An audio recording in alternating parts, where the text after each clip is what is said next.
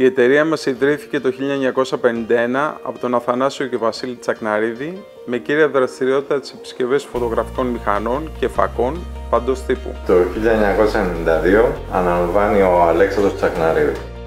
Και το 2003 με την προσθήκη του Δημήτρη Τουλούρη και του Χριστόφορου Σανταμούρη μετανομαστήκαμε σε Camera Repair. Ανταποκρινόμενοι πια στη νέα ψηφιακή εποχή. Σωστά.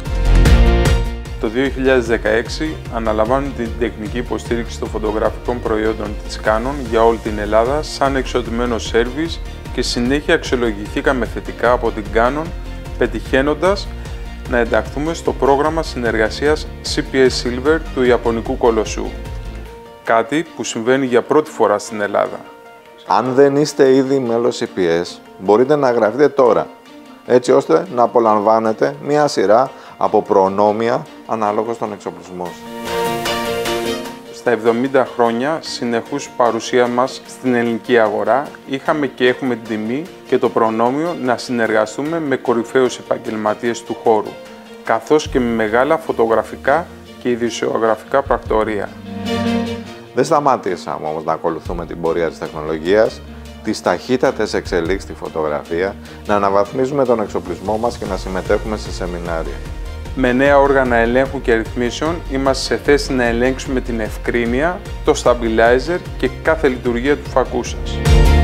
Μπορούμε ακόμα να μετρήσουμε με εξαιρετική ακρίβεια τη σωστή θέση του αισθητήρα της μηχανής σας, καθώς και έναν τους αισθητήρες εστίασης, κάθετους είτε οριζόντιους και διαγώνιους, αλλά και οποιοδήποτε μέρος της μηχανής σας.